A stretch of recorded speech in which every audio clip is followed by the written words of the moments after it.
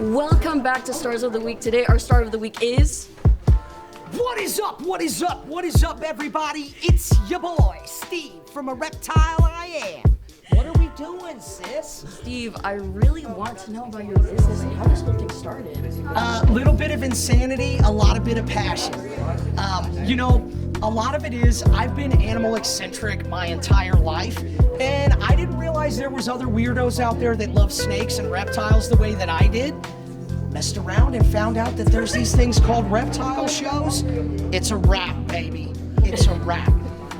Can you tell us more about those reptile shows? So I travel all across the United States as a social media influencer. Obviously, we also breed reptiles. And the reptile shows, you just have to look up and find out what city and state. But in going to something like that, you're gonna see more of the animals that you're not used to seeing. So like, even if you go to a zoo, I hate to tell you this, the zoo gets their animals from guys like me. So if you want to see the heat from the street, you've got to start where the breeding starts. And that's where we're at right now. And you said these are animals that people don't usually see. And I overheard your lecture and how some people are like really scared of these reptiles and animals like this. What do you think is like the biggest misconception about these animals? I'm so glad you asked. So guys, there's two reasons. And first of all, fear is a real thing. So I'm not going to tell you that fear is not. But a lot of it is unsubstantiated. Okay? I have to pose this question. What has a snake or a reptile ever done to you personally? Because most of the time when people are worried about it or scared, it's because they've been villainized through television, or maybe a brother, sister, aunt, uncle tormented them with a snake. Now that snake probably still didn't do anything, but that fear has been brought onto someone. We are all about fascination over fear. I will never push somebody into a position that they're not comfortable with, but if you are looking to get over any of that sort of stuff, you need to holler at your boy. And you brought all of these amazing snakes to Truman. So what do you think, what do you want the students to take away from this experience? What do you want them to learn? So what I'm hoping is that maybe I'm able to reach and touch one or two individuals that decide to take this up to the next level. And coming into a zoology class like this, that's where you're gonna find that. So if I can, and it already happened in this last class, as a matter of fact, some of the things that I was saying, after I got done with the presentation, I'm standing on the other side of the room and I hear some of the other people in the class regurgitating some of the stuff that I said. That means that what I'm teaching is sticking. And that's why I do it. That's why I do it. Don't shut yourself out to the animal kingdom, because you're really only costing yourself. That's so amazing. Can you, a lot of people met the snake right here. Can you introduce her to us, please? Okay, sure. So this is one of the babies that we have actually produced. And this is what they call a banana clown. And we named this little girl Mookite, and we call her Mookie. Like I said, she's about a year and a half old.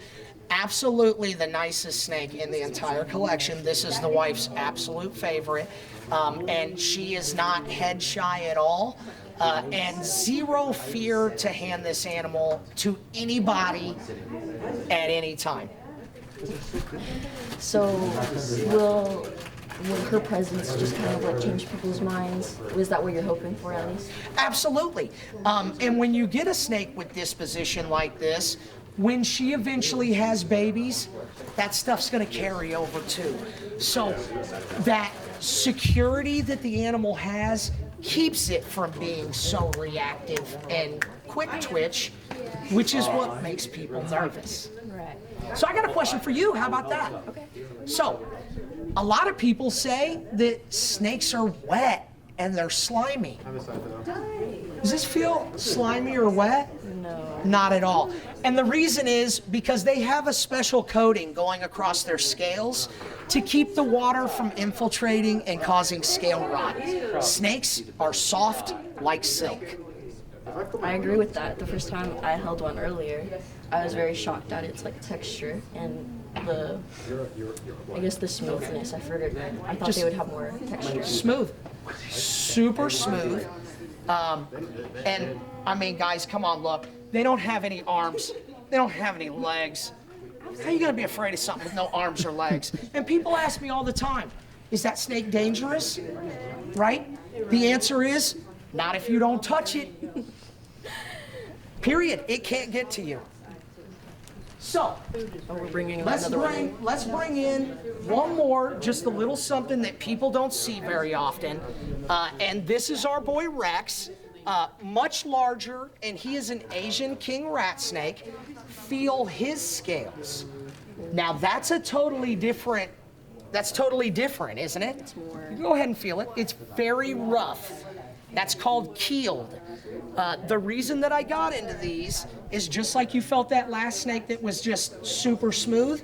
Well, I had 200 or 300 of those, and I held one of these, and the texture is so prehistoric feeling. I don't know. Just really rough, really rigid, really cool. Cool. Really cool. Well, do you have any like facts you want to drop, Brew? You know, really, the facts of the matter is, you got to pay attention and you got to join up with the zoology class and come over here and get into the animals like what we are. And you're going to see it if you come to the class. The one thing that I will say is, I really appreciate everybody having us out and giving us the opportunity to show you guys a little bit of something from the world that we live in and bring it to you guys at a young age. No matter what I am, any of you can beat whatever I'm doing by starting right now. Thank you so much. Absolutely. Peace. I'm out.